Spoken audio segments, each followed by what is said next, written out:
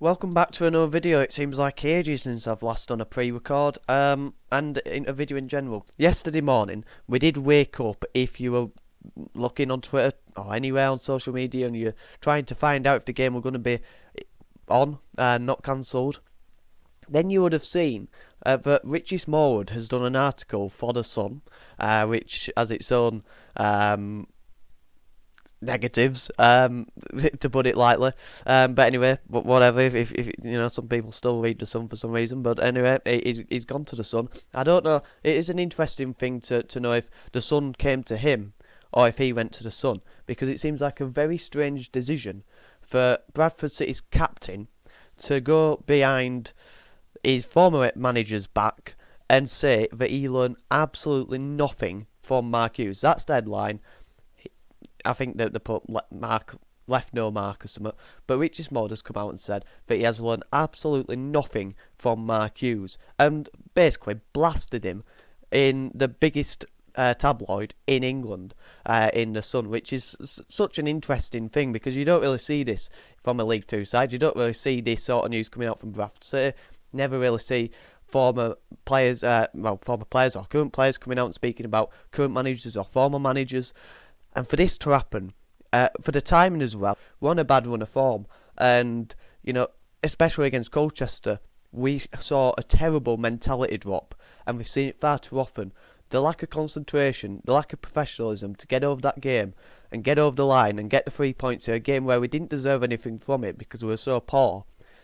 To then draw that game and then the week after, the captain to come out and be, you know, blasting his former manager who brought him to a football club does seem a bit odd in the timing. But is he right for calling him out? And is he right in the words that he's come out and said about Mark Hughes? I will read the article if you haven't read it a bit later on, but I think he is. So it's just very interesting and baffling, but exciting to see this sort of thing come out, because you see it in podcasts when they've left the club, but to see the current club captain say that the manager who brought him in, Mark Hughes of all people, learned absolutely nothing from him is incredible stuff, isn't it? So I've got my readers on. Let's have a little read of this newspaper article then and the statements that Richie Smallwood has come out and said. And asked if he enjoyed working for the former star striker, Smallwood said, "To be honest, no. We didn't get the job done, despite having a good enough team." Did we have a good enough team? That's an interesting one, because obviously the players think they're good enough, and they should. I think we had a good enough team to get in the playoffs, and we got in the playoffs. I don't think we had a good enough team to get in the top three.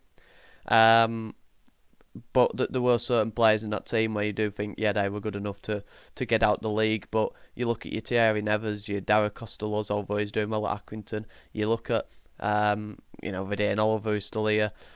Harry Chapman's now playing in the National League. A lot of the players are either in the bottom half of League Two currently or in the National League now. I think Scott Banks, I think he's the only one who I think of in that team who's actually progressed from that side. So I don't think it was a good enough.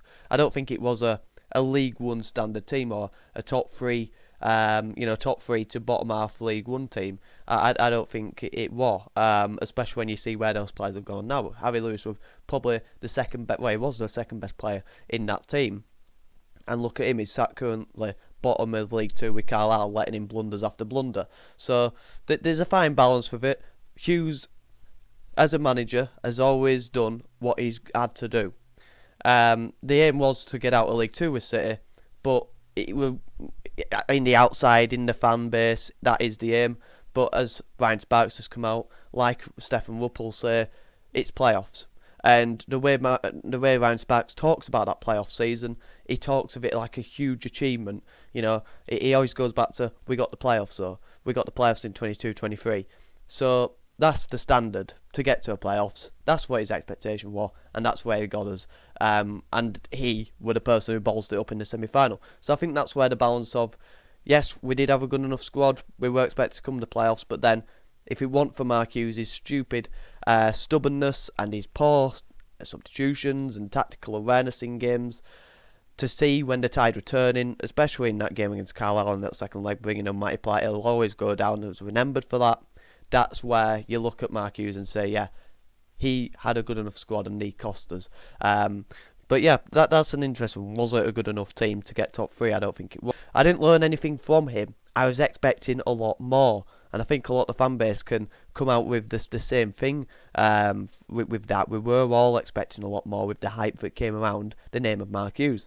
That's how it is in football sometimes. Hughes was a big draw for people to come here. But to be fair, I thought we'd get bigger names and a lot more Premier League loans, hot young players coming in from, your Man United academies. We didn't really get that. But I think, again, that's down to the recruitment, and they haven't been good enough for a number of years now.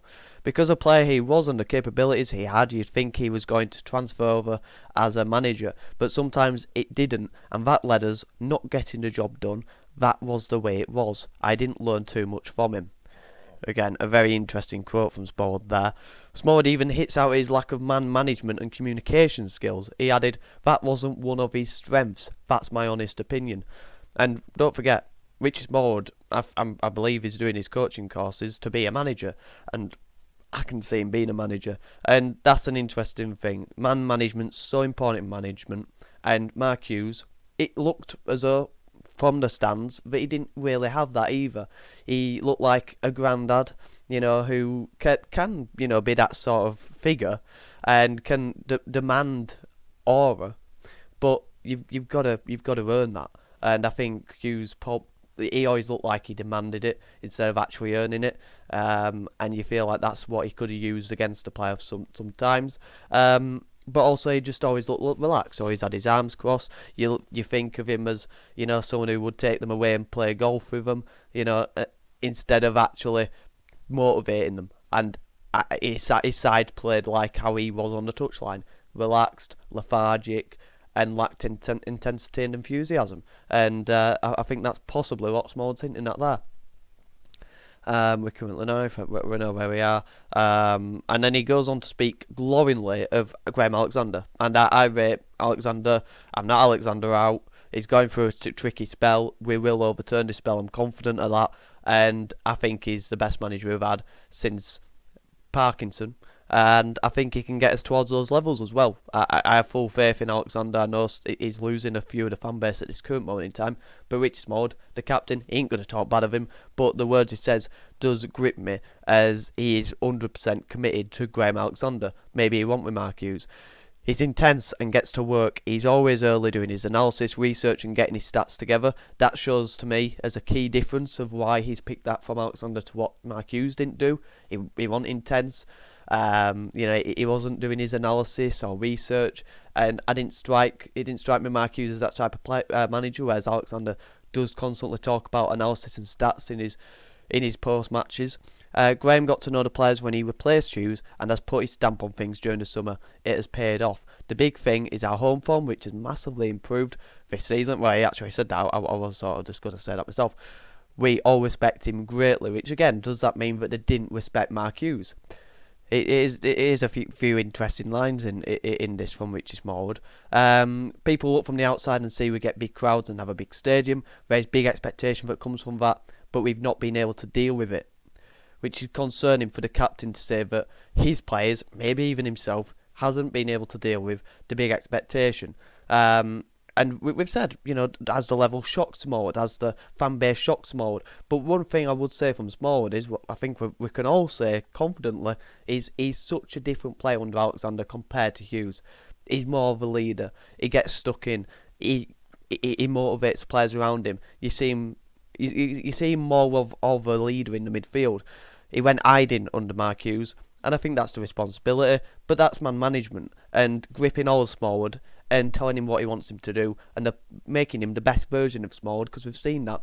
Yeah, there's games where he don't show that leadership, or sometimes his edge drop, or he don't quite pull the players together with him, and you don't really see him standing out and doing his job, and he can look a bit slow in the midfield and it can pass him by. But that's the odd game. It happened a lot under Mark Hughes, and that's why people hated Smallwood at times, whereas you don't see that, and you get a sense he works together with Alexander and they're going hand in hand. Maybe that relationship wasn't there with Hughes, and we've seen it on the pitch. There's a huge difference in Smallwood this season. But things are changing, and there's a great stat that is consistent now. When we score first, we go on to win the game. We're scoring the first goal more often. However, on the flip side, when we don't score the first goal, our heads drop and we don't quite seem to have that resilience. Also, the goals conceded late on in games, that's a big concern for me. The lack of concentration, the lack of professionalism to get over the line, the lack of game management. So there's always, if you're sat in 8th and you're good at scoring first and holding on to that lead, then you're obviously not good at coming back from behind, because if you were, you'd be top. So there's always a balance of you're good at one thing, you're not good at the other. Great at home, shocking away, So yeah, you can talk. We're good at going 1-0 up, but we're terrible at hanging on in there at the end of games. It happened far too many times so far this season.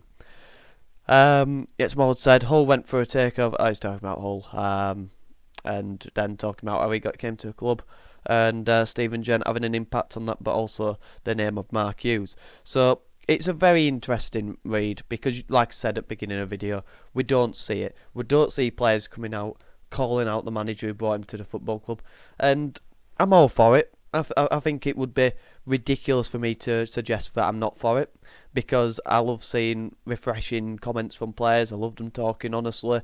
The robots at the minute, aren't they? All of them across the pyramid. It's just we weren't good enough, and it is what it is, and I wish things worked out differently. No, he didn't learn a thing under Mark Hughes, and we've learned a lot from that article, because it shows what Mark Hughes, the way we thought of Mark Hughes, the players thought of him as well.